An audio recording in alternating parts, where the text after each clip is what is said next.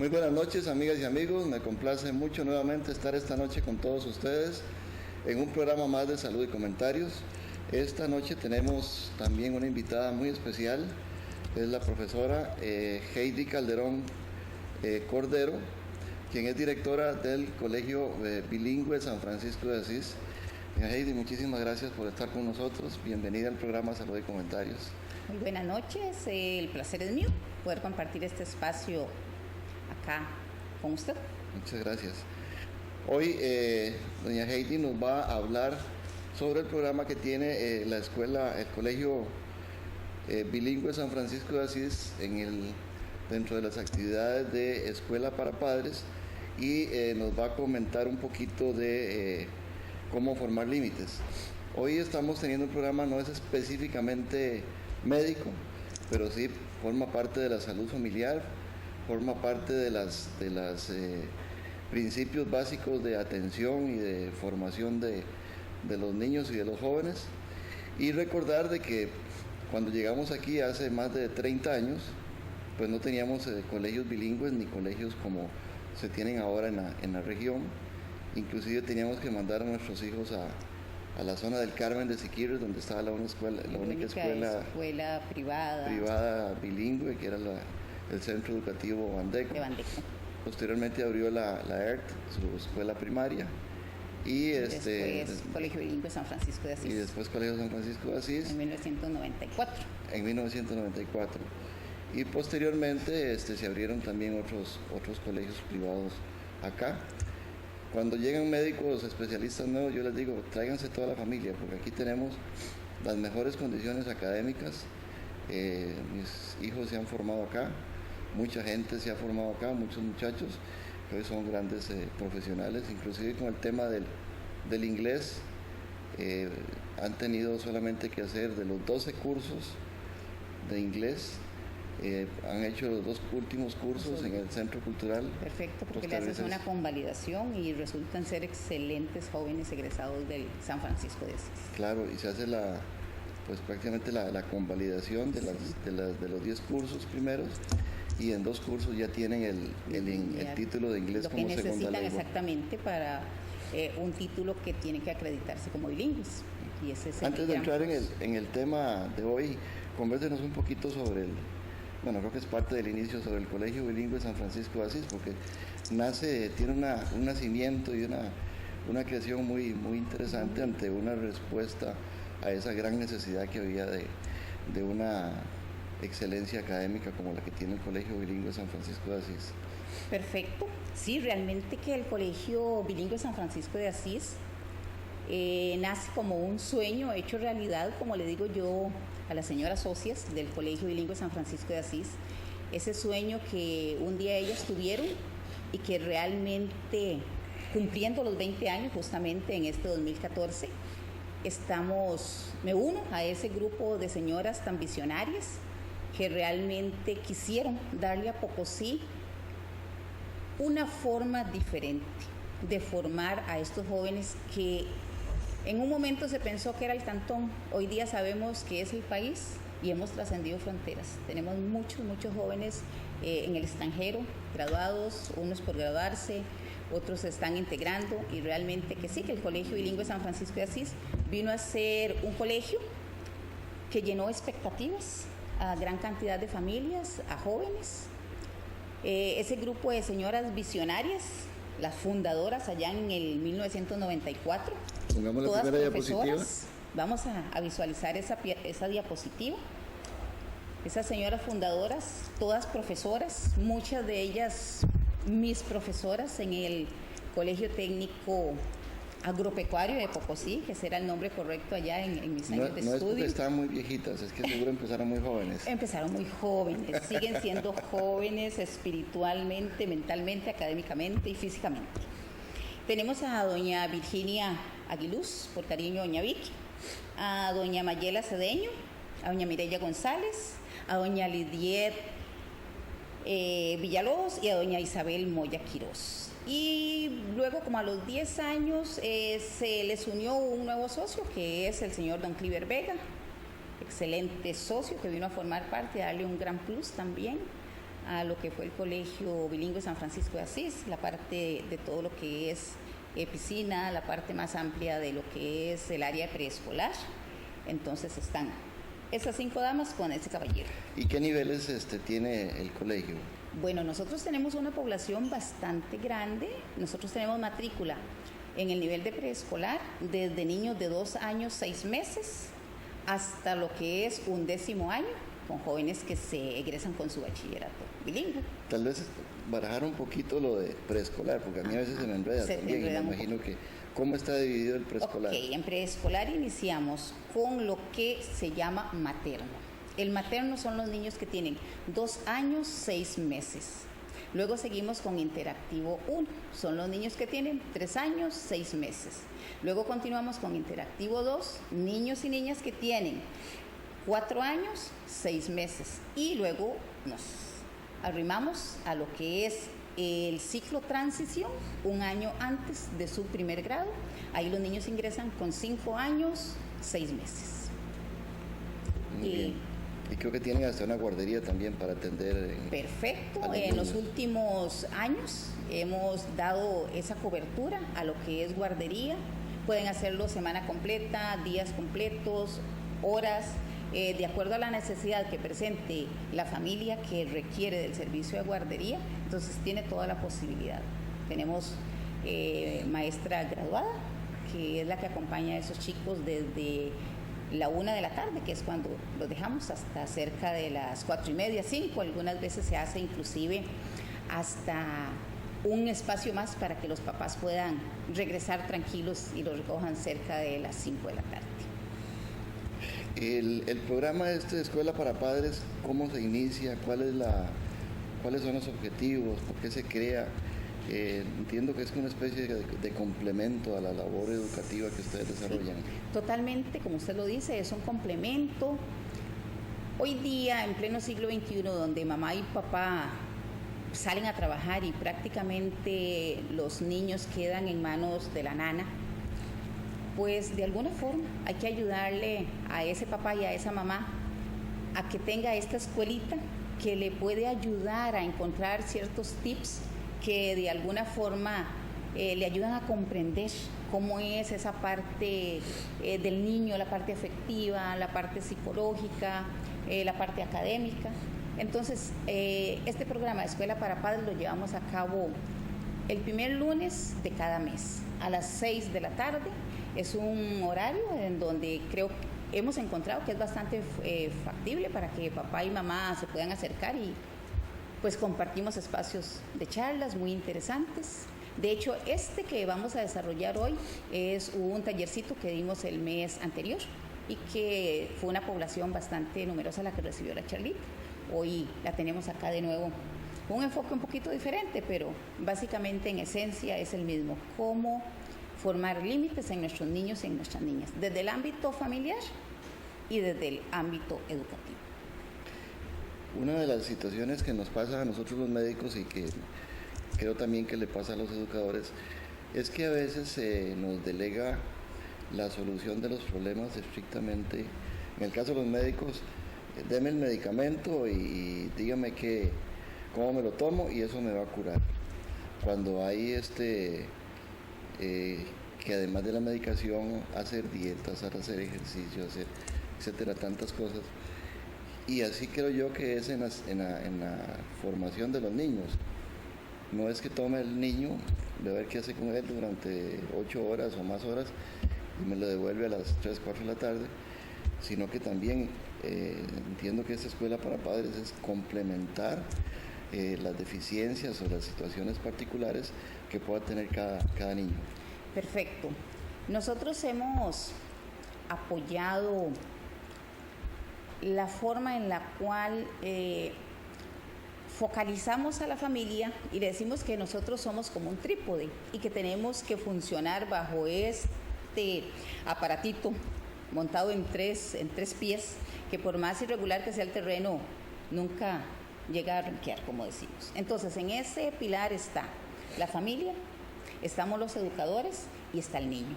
Entonces, si nosotros nos hacemos cargo de la parte educativa, mientras esté ese niño y esa niña recibiendo sus clases, necesitamos que a la par de nosotros estén también recibiendo una información acorde en la parte afectiva, en la parte psicológica, los papás, las mamás, para que nos puedan ayudar en esa parte y se vea beneficiado el niño tanto a nivel del hogar como en las horas en que está compartiendo con nosotros ese espacio de formación cognitiva y socioafectiva, porque realmente el niño, la niña, el adolescente vive en nuestro colegio la mayor parte del día.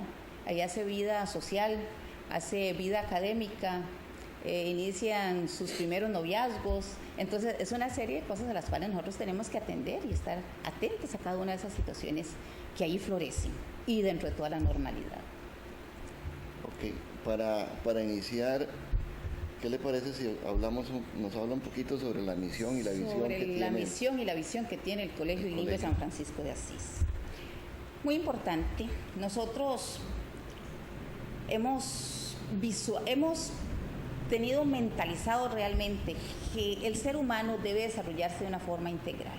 Y eso es lo que buscamos en nuestra comunidad estudiantil, que realmente a través del amor y los valores se le brinde esa formación bilingüe de calidad y que ese chico aprenda a convivir en una forma pacífica, con él mismo, con la naturaleza. Esa es nuestra visión, desarrollar a ese joven de manera integral.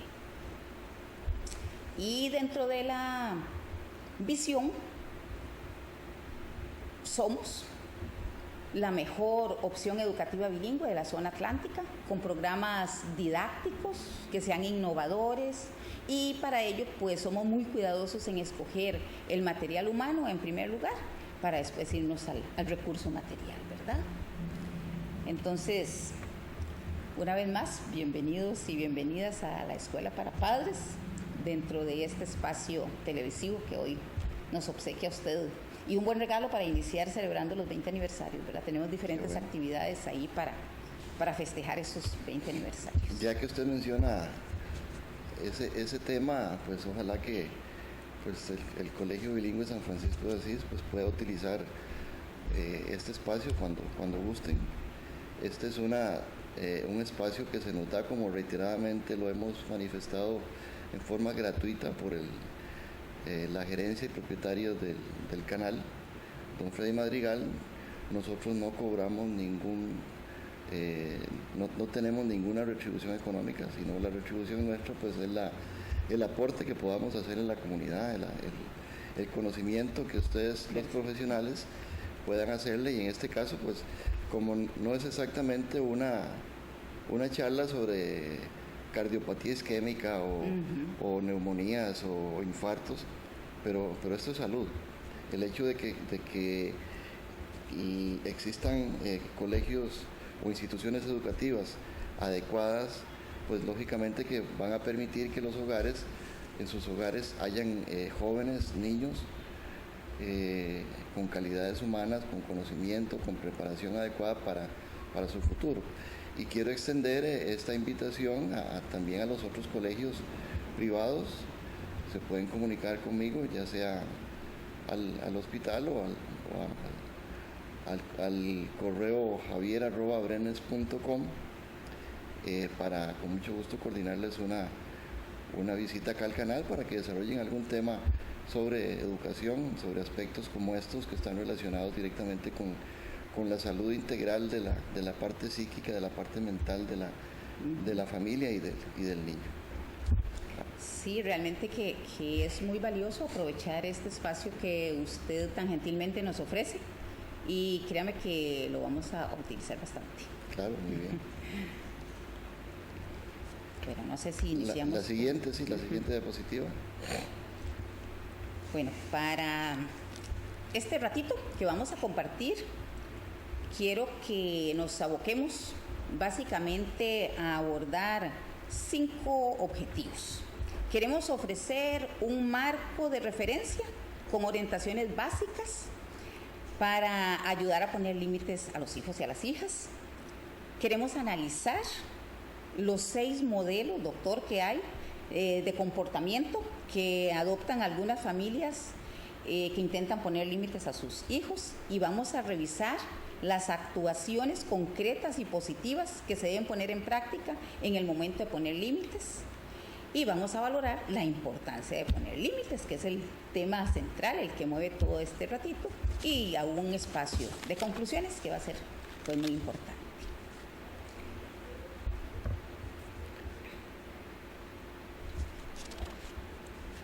Vamos a partir de que hay que aprender a poner límites. Los padres y las madres deben formarse primero en cómo formar límites. Si yo como mamá no estoy preparada para poner límites, no voy a pretender formar a mis hijos, a mis hijas, a mis estudiantes con límites.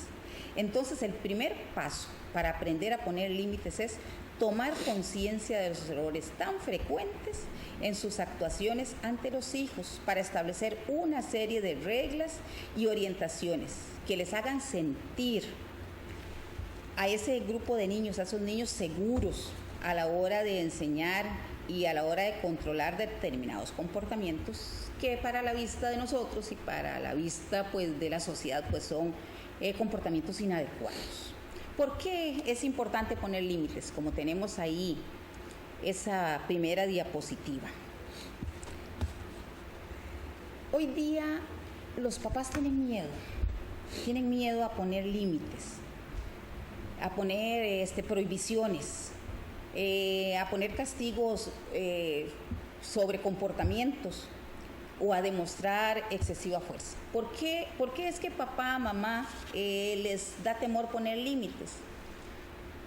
Porque de alguna forma, La siguiente. de alguna forma,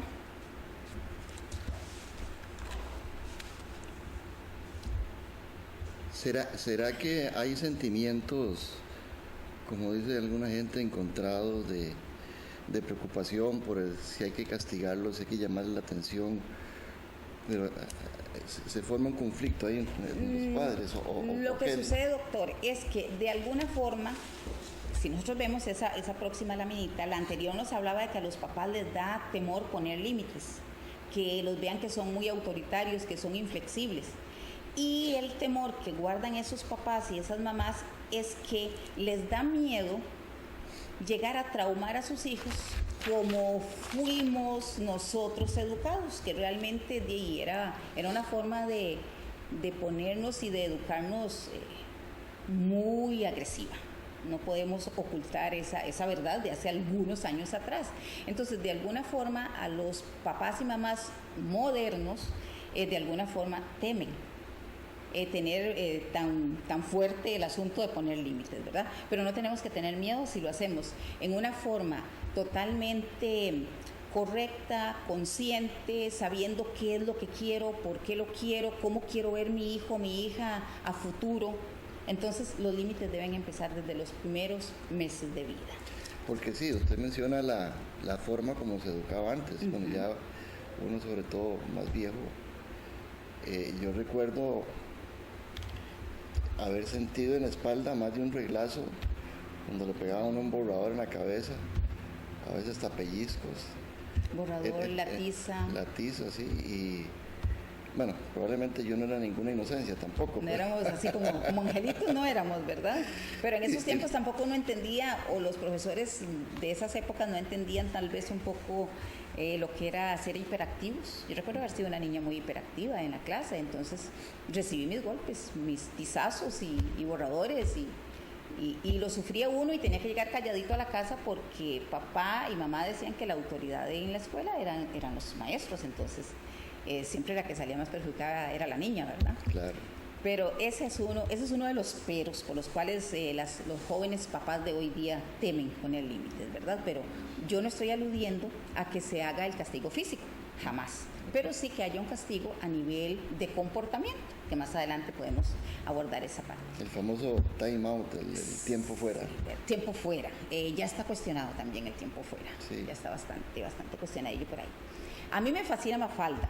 Mafalda por alguna razón pues siempre nos deja mucha enseñanza y de alguna forma nos da a entender siempre que ser más tolerantes de la cuenta, más liberales a sus papás, ser más amistosos como padres, pues de alguna forma no ha buscado, no ha encontrado lo que realmente se quiere, ¿verdad?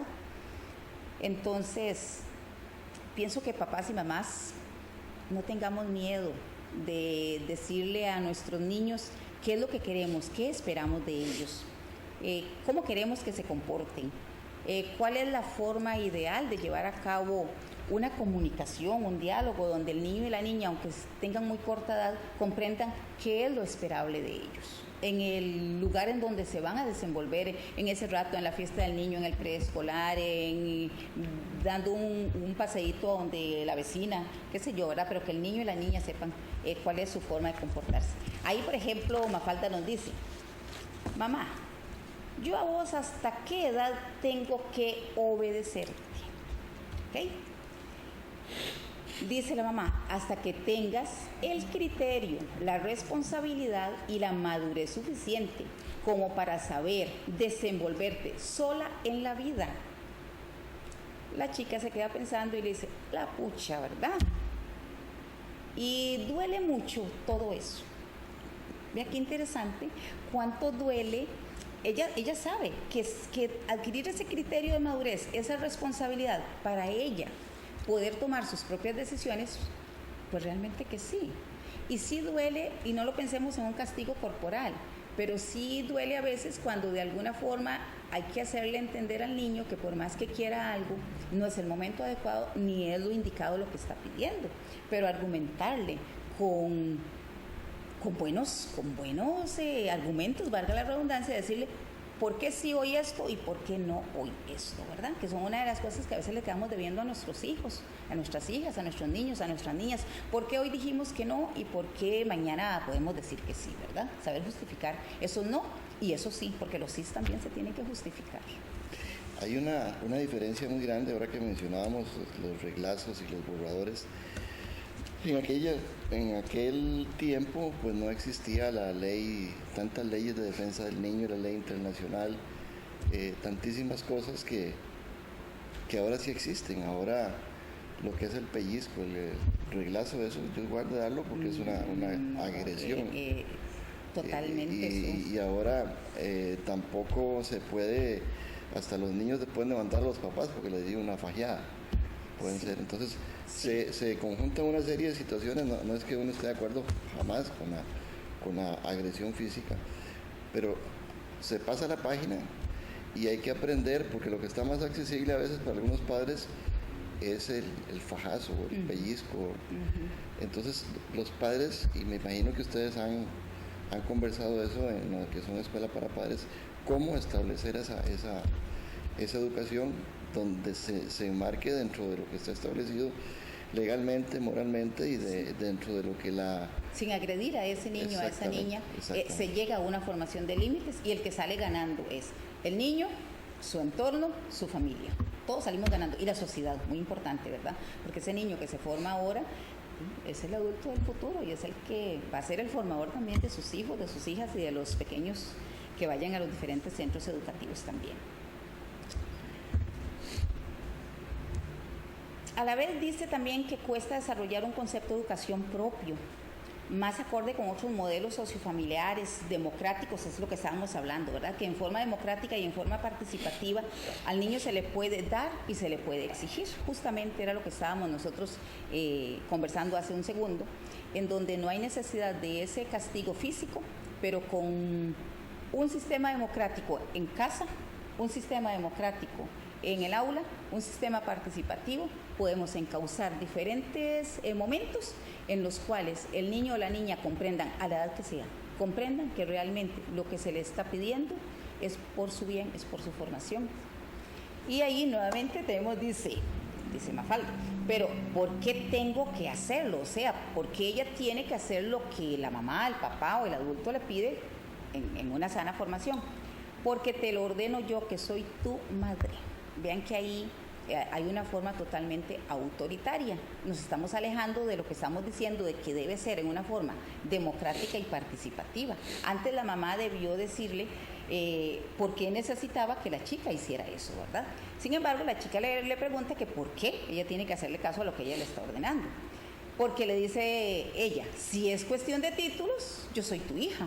Entonces, lo que hablaba usted al inicio, de cómo hay enfrentamientos y confrontamientos entre padres e hijos, porque los hemos dejado hacer lo que ellos han querido y al rato nos está cogiendo tarde para venir y encauzar esos límites.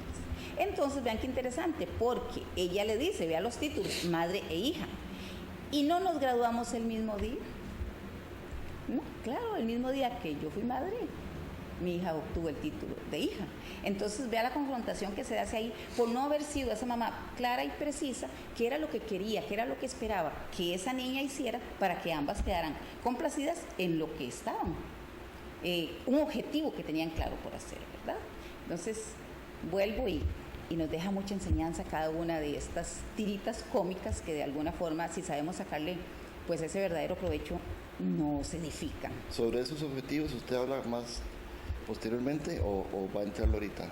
Al final hacemos un cierre también con la parte de, retomamos objetivos y hacemos un cierre.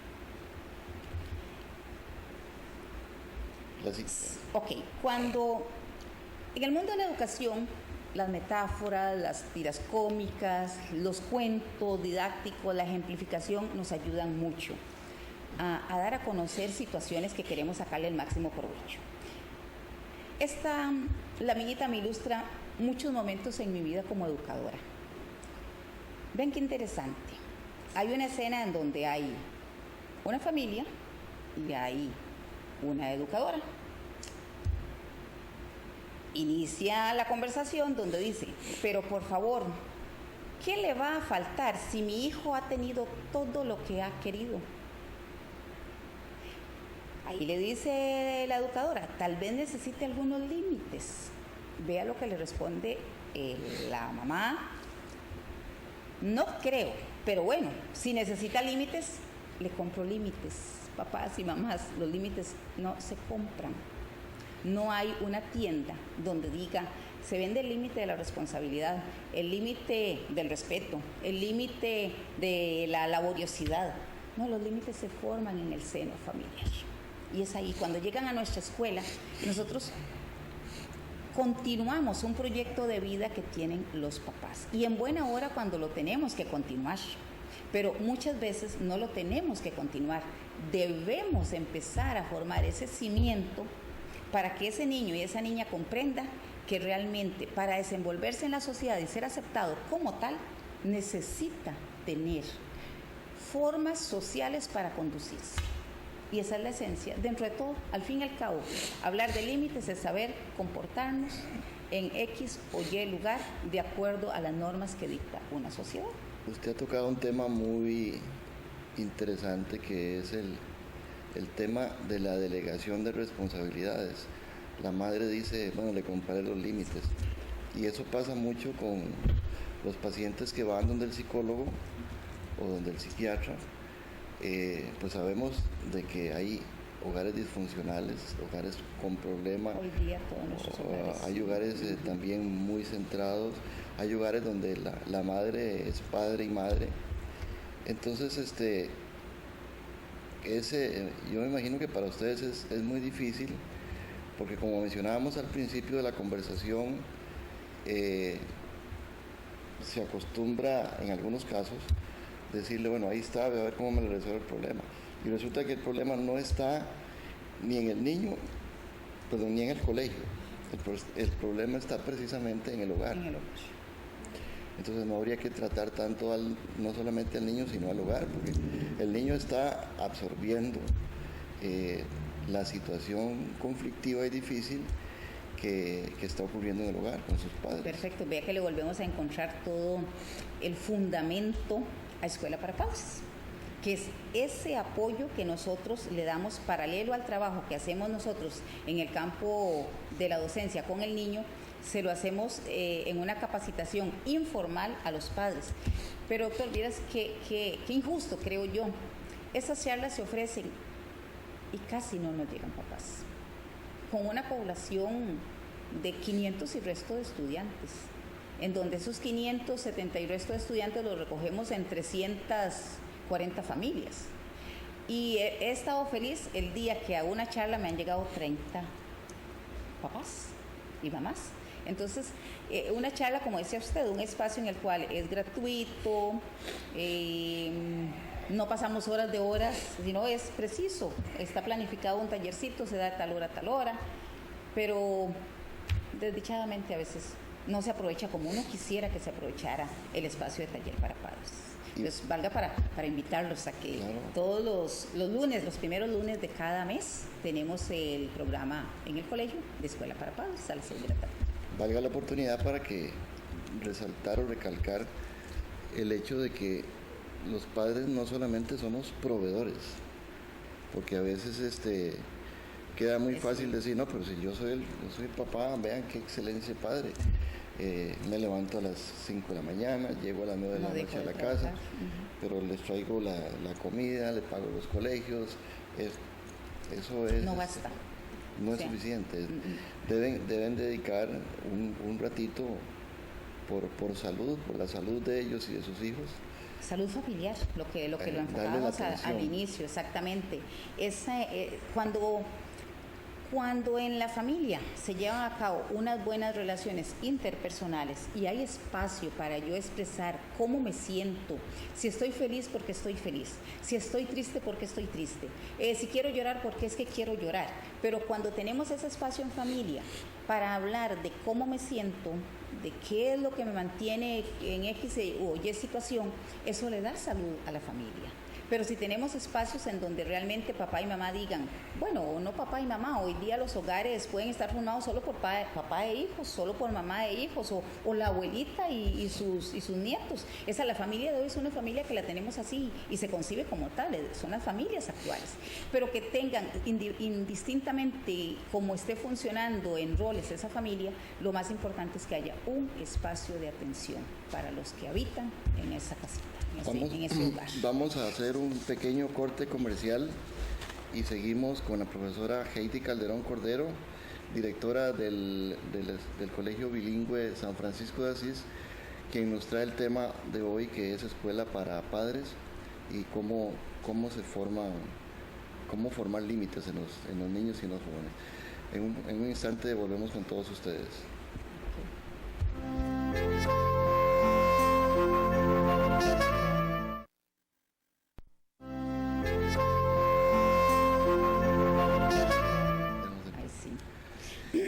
Bien, estamos en su programa Salud y Comentarios, esta noche conversando con la máster en Administración Educativa, Heidi Calderón Cordero, quien es la directora del Colegio Bilingüe San Francisco de Asís, que nos está presentando un tema muy interesante de los que se desarrollan en la Escuela para Padres que tiene esta institución educativa, y hoy con el tema de la formación en valores, de límites. Así es que, doña Heidi, adelante. Bueno, quiero reiniciar la presentación con esta diapositiva que nos dice atención y en rojo, ¿verdad? No es por casualidad que está en rojo, mayúscula y verdaderamente llamando la atención. Porque papás y mamás, al niño y a la niña no se les puede dejar al libre albedrío, como decimos, no le podemos dar un ápice para que ellos hagan y lleven a cabo sus impulsos. Si nosotros dejamos que el niño o la niña nos gane ese ápice de espacio para hacer lo que se les ocurra, lo convertiremos en un dictador o en una dictadora. Y el número de veces que sea necesario, los padres deben entrar en conflicto con sus hijos e hijas. A veces cuando hablamos de conflicto nos parece que esto es dañino y no. El conflicto cognitivo nos hace crecer y a ese tipo de conflicto es el que nos estamos refiriendo aquí. Entrar en ese conflicto cuando el niño nos pregunta ¿por qué no? Pues decirle por todas las razones por los que no, ¿verdad? Y cuando sabemos decir ese no, es preciso mantenerlo, es preciso utilizar, si le decimos que no y el niño nos incumple, habrá que ir al castigo, no físico como hemos hablado desde un principio, sino a ese castigo de comportamiento. Eliminarle lo que al niño más le gusta, no por largos periodos, porque tampoco funciona. decirle, por un mes no usas teléfono, que para ahora viene a ser pues lo que el niño o la niña más ambiciona, estar ahí invirtiendo un tiempo. Es, qué sé yo, 2, 3 días, pero con eso basta para que de alguna forma el niño comprenda que toda causa tiene un efecto y que si él incumplió lo que se le había dicho, hay una consecuencia, ¿verdad? Entonces, cuando decimos no, es mantener el no. Y si ponemos un castigo, mantener el castigo hasta el día que dijimos que levantamos ese castigo. Porque si no, entonces el niño y la niña llegan a hacer una lectura de nosotros, de que decimos y no cumplimos. Y eso es lo peor que nos puede pasar como papás y mamás. Muchas veces papá y mamá deben tener una igualdad, o muchas veces o no, todo el tiempo vemos como papá dice una cosa y mamá dice otra. Entonces el chico sabe que si por separado aborda a papá, tiene un sí. Entonces ya no necesita ir donde mamá, porque sabe que mamá le va a decir que no. Pero aún así el papá le dice, vayan de su mamá, pero él ya de una vez llega y le dice, mamá, vengo a decirle, pero es que papá de por sí ya dijo que sí. Entonces, ¿verdad? Papá y mamá tienen que estar en esa igualdad de roles. Dejar, y a veces dicen, es que yo soy muy amigo de mi hijo. Muy interesante. Hoy día se habla de que el papá y la mamá no tienen que darse como amigos a sus hijos. Para eso tienen amigos fuera. En la casa está mamá y está papá. Y mamá y papá dan las directrices que se llevan a cabo en ese hogar, porque un amigo les puede permitir hacer cosas que no son las correctas y ellos lo consideran su amigo, ¿verdad? Entonces, en la casa, igual rol, papá y mamá, ponerse de acuerdo con antelación o pedirle al niño, si el niño le dice, papá, sí, espérese porque mamá y papá tenemos que hablar al respecto del permiso que estás pidiendo. No es ningún pecado, no se ven en desventaja, no sucede nada. Lo contrario, si por quedar bien con el niño perdemos de vista lo que pueda estar pensando la mamá o en su defecto el papá, ¿verdad? Entonces hay que ponerse totalmente de acuerdo en esos permisos, ambos sí o ambos no. Y si uno sí y otro no, pero a solas, porque papá piensa que no y porque mamá piensa que sí, ¿verdad? Y llegar pues a negociar eso. Doctora, en la próxima diapositiva, hay una realidad social. Y esa realidad social nos clasifica a los papás y a las mamás en 3 grandes grupos. Tenemos a un grupo de papás y mamás encantadores. Y nosotros decimos, ojalá que todos los papás y las mamás fueran así. Pero por otro lado tenemos un grupo de papás y de mamás totalmente permisivos, que dejan hacer a sus hijos e hijas lo que quieran. Y tenemos a otro grupito de papás y mamás ahí desaparecidos, que no se atreven a educar y tendrán sus porqués, son desaparecidos, pero en materia de educación, en materia de poner límites, no se vale. Tiene que estar presente papá y mamá, y ojalá que todos sean esos papás y esas mamás encantadoras, ¿verdad? ¿A qué nos lleva esto? Que ante esa clasificación de papás y de mamás, nos está haciendo falta esa coherencia y esa falta de asumir los roles entre los padres. Entonces el niño se da perfectamente cuenta de que papá y mamá son inseguros, que sus progenitores de alguna forma no están ni claros qué es lo que quieren. Entonces ellos se aprovechan de esa situación que ellos leen y se dan cuenta que existen en el hogar. Y en el trasfondo de esto es que ¿qué es lo que hace? Que se formen niños inseguros, desamparados, vulnerables, y esto realmente de alguna forma el niño lo llega a cuestionar de alguna forma, y tenemos siempre que tener muy claro esas reglas, esos límites, para que todos viajemos pues en una misma dirección en relación a cómo queremos ese proyecto de vida de nuestros hijos y de nuestras hijas, porque a veces hablar de un proyecto de vida sitúa a los papás de una forma como muy lejana, y vemos que el tiempo corre. Al momento, yo siempre le digo a los papás, ¿cómo ven a su hijo que tiene 5 años y hizo un berrinche? En nuestro colegio no, en otros colegios. Aparece y hace un berrinchillo por ahí, y le digo, ¿cómo ve a su hijo dentro de 5 años? Ya tendría 10. No podemos seguirlo viendo haciendo el berrinche que nos hizo ese día, ¿verdad? Entonces son cosas que siempre hay que ir ubicando a los papás en ese futuro muy cercano, ese futuro inmediato. Bueno, se dieron cuenta que realmente soy fans de Mafalda, ¿verdad? Dice. Ok, hablábamos de esa inseguridad que los niños ven que tienen sus papás en el momento de poner límites. ¿A qué obedece esta inseguridad en la educación? Cuando hablo de educación en el hogar, educación en la escuela, educación en todos los ámbitos. ¿A qué obedece esta inseguridad? Dice, esta falta de autoridad, esta incapacidad de hacer valer su propia opinión como padres.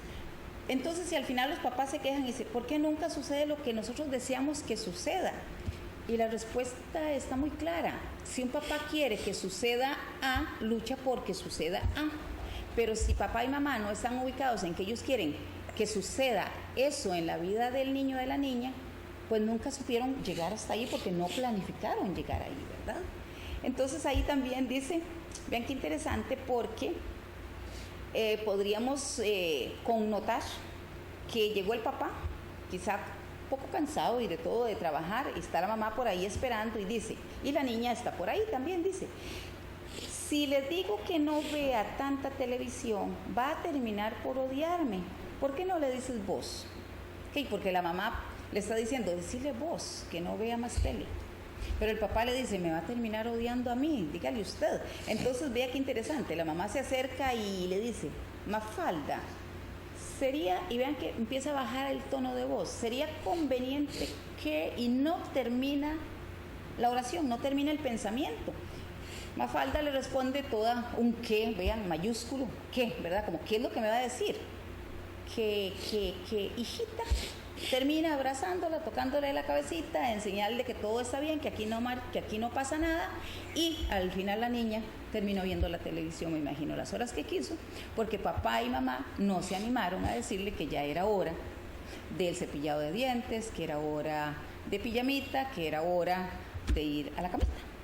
Pero la niña al final se salió con la de ella porque mamá y papá no estaban en la misma dirección. Y eso nos pone en total desventaja, ¿verdad? Vamos a ir adentrándonos un poquito a algunas causas de esa inseguridad, de esa incapacidad y de esa poca autoridad de los padres, porque eso es lo que se evidencia muchas veces, que los papás han perdido esa autoridad a nivel de jefes familiares, de jefe mamá, jefe papá. Y muy interesante, doctor, porque vea que dice que es en la pubertad donde surge el exceso de complacencia de los padres hacia los hijos. Si nos devolvemos a qué es la pubertad, son los primeros inicios de los rasgos de un adolescente. Y en la etapa del adolescente, el chico quiere que a todo le digan que sí. Entonces, papá y mamá complacen y complacen y complacen. Y en el momento en que se les viene el mundo encima, como decimos, porque ya no pudieron controlar la situación del hijo, entonces es donde vienen los llantos, la culpabilidad, si lo hubiese hecho, si lo hubiese detenido, por qué duré tanto, y quizá ya el tiempo haya pasado para poder resarcer cosas que ahí quedaron. Quiero que analicemos esta otra diapositiva y voy a empezar por la imagen que les traigo ahí. Dice, educar es como sujetar una pastilla de jabón. Si aprietas mucho, sale disparada. Si la sujetas con indecisión, se escurre entre los dedos. Una presión suave, pero firme, la mantiene sujeta. Ven qué interesante. Esto, si lo analizamos, es cómo nosotros tenemos que saber dar, exigir, sin caer en los extremos. Que el joven, el niño sepa por qué hasta aquí se puede, por qué no se puede pasar este límite. Y todos los niños, las niñas y el adolescente van a intentar pasar este límite. Entonces, ¿qué nos lleva a analizar en este momento? Vamos a analizar 6 modelos, doctor, de comportamiento que muestran muchos padres de familia y que eso desencadena una educación demasiado permisiva. Entonces, eso es lo que nosotros queremos como anticipar. No hagamos un ambiente para que haya una educación permisiva, sino como esa como ese jaboncito que tenemos que saberlo sujetar, pero firme y fuerte para que no se nos vaya a escapar. Vamos a trabajar sobre ese primer modelo de comportamiento que tienen los padres. Vean qué interesante. Los padres no saben decir no por miedo a parecer autoritarios, pero tampoco hacen lo posible por mantenerse firmes, sino que ceden en contra de su voluntad. A veces estamos clarísimos, hoy tengo que decir que no, pero llega la señorita y con mucha, ¿qué podríamos decir ahí? Manipulación, porque sí, los chicos han aprendido mucho a manipular todo el discurso, todo el asunto. Y un no que tenía tan claro mamá y papá se convirtió en un sí. Y a la postre se dan cuenta que debieron mantener ese no, porque ya tenían las razones justificadas para decir que no, pero no supieron mantener el no. Entonces, ese es el primer comportamiento de padres que tenemos, aquellos padres que no saben sostener un no, ¿verdad? Nos abocamos al segundo grupo de padres. Es un comportamiento que tienen los padres que desean actuar de forma absolutamente diferente a sus propios padres, lo que hablábamos en un principio, ¿verdad? Porque cuando eran niños sufrieron el dominio de sus familias. Supimos lo que era escuchar a nuestras madres decir, es que ella con un jaloncito de pelo tiene y me hace caso. Y era verídico, ¿verdad? Uno sabía que si no hacía caso tenía el jaloncito de cabello. Si desobedece tal, hay castigo y sí, con faja. Este grupo de papás, entonces, también es un grupo de papás que nos queda debiendo. ¿Por qué? Porque no hay que tratar de ser como los padres de antaño, pero sí tener muy claro que sí necesitamos formar a una persona con valores, con actitudes y con respetos como la gente de antaño. En eso estamos muy, muy claros. Nos adentramos hacia el tercer comportamiento de padres, los padres que imponen a sus hijos unos límites demasiado estrechos. Esto es ya irnos al otro lado de la balanza, porque temen por ellos, porque no confían en sus capacidades. Es ese papá sobreprotector, esa mamá sobreprotectora que no la dejan dar un paso al niño o a la niña porque le da temor que algo le suceda. Entonces este niño o esta niña no sabe desenvolverse después solo. Se crea un niño y una niña muy dependiente de sus padres. El cuarto grupo, los padres se mantienen al margen de la educación de sus hijos porque tienen poco tiempo para dedicarles. Como lo decíamos hace un rato también, en este tiempo pues mamá y papá salen a trabajar, esos niños quedan en manos de nanas, de niñeras, y podríamos tener la suerte de que muchos encuentren una excelente muchacha que cuide a los niños, pero no todos corren la misma suerte. Entonces de alguna forma esos padres se mantienen al margen, no saben exactamente qué es lo que está sucediendo en la formación de esos hijos y de esas hijas, y que después la factura puede llegar a ser muy cara. Veamos este quinto grupo de comportamiento de padres, y voy a empezar por la ilustracioncita, y esto me da tremendo pavor, por decirlo de alguna forma. Padres permisivos, hijos tiranos. Qué doloroso, qué terrible, y lo hemos visto. Realmente que sí, me da con dolor decir que sí he visto hijos, hijas tiranas, porque sus padres y sus madres fueron permisivos. Entonces, ese quinto grupo de padres son esos padres que no quieren prohibir nada a sus hijos, nada que se conviertan en personas libres e independientes. Entonces, es toda una problemática, ¿verdad? Vamos con ese sexto y último grupito de padres con un comportamiento en donde miman de forma exagerada a sus hijos y a sus hijas. ¿Qué pasa con esto? Que al fin el chico y la chica de ahí se convierten en el centro de la familia sobre cuál gira todo. Si el niño hizo A, todo el mundo corre para ver qué fue lo que pasó cuando hizo A. Si botó 20 veces la cuchara, 20 veces se agacha papá y mamá a juntar la cuchara, ¿verdad? Entonces el niño se convierte en que es yo, y todo gira alrededor de él, ¿verdad? Y todo tiene que dárselo, y en el momento en que lo pide y con las exigencias que lo pida, ¿verdad? Ok, y como el gran tema de hoy, ese era todo un marco referencial, ya vamos ahí abordando cerca de los 3 primeros objetivos que hablamos. Ahora sí, ¿cómo establecer límites entonces? Dice que desde los primeros momentos es necesario poner límites claros. y dar explicaciones breves y sencillas. El niño y el adolescente no le gustan los sermones, bloquea inmediatamente cuando pasa de 5, 6, 7 minutitos lo que uno les está diciendo. Entonces tiene que ser breve y sencillo lo que se le diga, muy clarito. En la medida que el niño crezca, es necesario ser coherente cuando se establecen reglas o asociaciones de causa y efecto. Decirle muy claro al niño, por haber hecho esto, tienes esto. En positivo o en negativo, porque no solamente vamos a castigar el comportamiento, vamos a premiar un buen comportamiento también. Y eso al niño le hace sentirse muy bien, ¿verdad? El niño debe sentirse en todo momento guiado, apoyado, apreciado y, muy importante, nunca juzgado.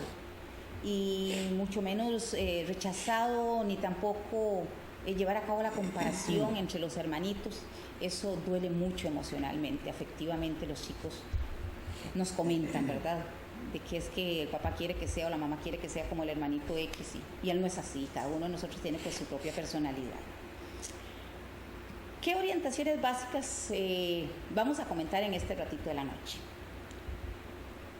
Hay que aprender a manejar la frustración. Yo como mamá puedo frustrarme, pero el niño o la niña también, o el adolescente puede frustrarse también. Entonces ambos tenemos que aprender a manejar ese grado de frustración ante algo que no podemos llegar a conseguir, a consolidar en ese momento. Tengo que tener un control de comportamiento agresivo. Muchas veces el niño se pone agresivo y la madre o el padre también se ponen agresivos. Entonces, ante dos personas que se pusieron agresivas, el resultado es fatal. Entonces, yo como el adulto, yo como la adulta, tengo que saber muy claro que yo soy la que tengo que tener el dominio sobre mi carácter y tengo que posesionarme emocionalmente. Establecer pocas reglas y vigilar que se cumplan. Yo no hago nada con poner reglas y no vigilar que se cumplan. Diga a su hijo específicamente qué es lo que usted espera de él.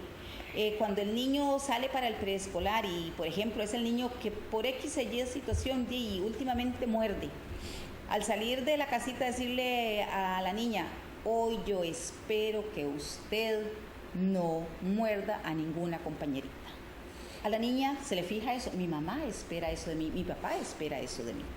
Hable sobre los sentimientos y las reglas después de que esté más calmado, tanto ella, la niña o el niño, como yo, que es la persona que está tratando de formar esos límites. Ofrecer tiempo de descanso, ofrecer tiempo y espacio para desahogarse. El niño debe llorar, debe sentir ese dolor de algo que le hizo pues no estar acertadamente como quería mamá o papá. Y reconocer puntos críticos, ¿verdad? Eso es muy, muy importante. ¿Cuáles son los errores? En la otra diapositiva tenemos cuáles son los errores frecuentes que nosotros debemos evitar. La permisibilidad, que ya lo habíamos hablado, ceder después de decir no, no cabe negociar un sí, abusar del autoritarismo. Si faltamos a la coherencia, eso es punto muerto para nosotros, ya perdimos ahí. Gritar y perder el control no debe darse por ninguna situación. Sobrepasar la barrera de los gritos. No cumplir las promesas ni las amenazas. Si yo le prometo a mi hijo, a mi hija, tal cosa, se la cumplo, porque era una promesa, y si no nos dicen y nos catalogan, papá, mamá es un mentiroso, ¿verdad? Entonces hay que cumplir en eso. No establecer puentes para negociar, o sea, vaya, dígale a ver qué piensa el otro. No, es él y yo, ella y yo somos las que estamos negociando una situación. Un error que cometemos es no saber escuchar a nuestros hijos y a nuestras hijas. Y otro error es exigir éxitos inmediatos. Todo es paso a paso, con mucha entrega, con mucha interés. Hay acciones concretas y positivas que nos llevan a la formación de límites. Hay que fomentar la objetividad. Tenemos que ser tan objetivos para poder valorar cuándo algo está bien efectuado y cuándo hemos fallado en algo. Tenemos que tener objetivos claros de lo que pretendemos cuando educamos, ser claros y específicos, actuar, y lo que decíamos hace ratito, no ubicarnos en los discursos, ¿verdad? Porque de eso de alguna forma los sermones no nos llevan como a mucho. Los límites deben formularse de manera positiva, dar tiempo de aprendizaje, valorar sus intentos y esfuerzos por mejorar, por mínimo que sea una mejora que veamos en la actitud del niño o de la niña, hay que felicitarlo, hay que decirle que hemos entendido que ya mejoró. Ser firmes, eso es muy importante, ser consistentes, incorporar a los hijos en el establecimiento de límites, reconocer sus propios errores y confiar en los hijos. Hay que saber confiar en los hijos, en las hijas, porque eso es lo que nos da el derecho a poder compartir. Nos abocamos justamente a los puntos de llegada, que son las conclusiones, doctor, que hablábamos hace rato, que vamos a llegar a algunas conclusiones, y la primera conclusión es, cerrando ya el ratito de esta escuela para padres en cómo formar límites en nuestros hijos y en nuestros educandos, es que para implementar una educación razonable y exitosa debemos tener en cuenta que las reglas deben ser concisas y razonables, deben ser comunicadas claramente, deben ser reforzadas periódicamente, deben seguir las orientaciones básicas para llegar a actualizaciones concretas y positivas que ayuden a tener prestigio y autoridad positiva entre los hijos y las hijas. Otra conclusión a la que llegamos es que cuando vamos a impartir normas debemos tener presente las siguientes instrucciones. Ojo con esto. Es muy importante sostenerle al niño los hombritos, hacerlo que nos mire fijamente a los ojos y hablarle de manera clara y con un tono firme. Dejar que nuestro rostro parezca que estamos serios mientras hablamos. Y insistirle al niño, a la niña, en que debe seguir y atender las instrucciones que nosotros le damos. Cuando ese niño siente que lo hemos tocado, que mi mano está sobre sus hombros, pero que es en señal de afecto, que no es para hacer un movimiento brusco, ni mucho menos, ese niño o esa niña sienten seguridad, sienten afectividad. Entonces, y mirarnos a los ojos es una señal de comunicación. Cerrar con un abracito, excelente. Y yo creo que este es un aporte totalmente pues nacido de experiencia, doctor, porque debo aclarar que mi formación no es en psicología. Este es un campo puramente desde la psicología.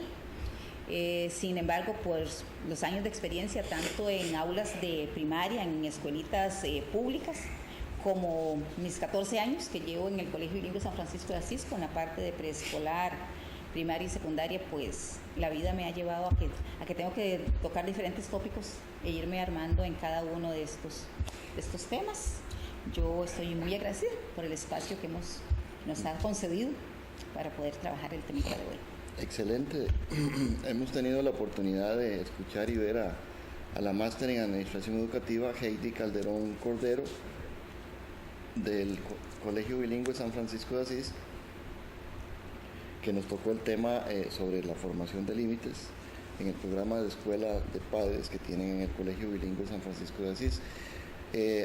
Reiterar de que este espacio está abierto para los colegios privados, para los colegios públicos, los orientadores que quisieran presentar algún tema o alguna director de colegio público o privado que quiera, aquí tiene el espacio. Nos podemos comunicar por el correo javier@brenes.com, javier@brenes.com. Con mucho gusto nos comunicamos para hacer una programación. Muchísimas gracias, doña Heidi, muy amable por estar con nosotros en el programa. Un gusto, realmente que sí, que me voy muy agradecida por el espacio que hemos compartido y voy a tomar la palabra. Claro. Vamos a presentar ahí algunos espacecitos para los 20 aniversarios del Colegio Bilingüe San Francisco de Asís y ahí nos vamos a estar comunicando. Perfecto. Muchas gracias. A todos ustedes, amigas y amigos, muchísimas gracias por su atención a su programa Salud y Comentarios, y decirles que ya están en la página de YouTube los últimos programas que hemos tenido, inclusive va a estar ahí disponible para todos en el transcurso de la semana, y pueden verlo para allá si quieren informarle a personas que no han podido ver el programa, pues que lo pueden bajar ahí. Entran a YouTube y buscan Salud y Comentarios y ahí pueden ver los 20 y tantos programas que hemos subido después de casi 4 años de estar en este asunto. A todos ustedes, amigas y amigos, muchísimas gracias por su atención y si Dios lo permite nos vemos el próximo lunes. Buenas noches y muchas gracias.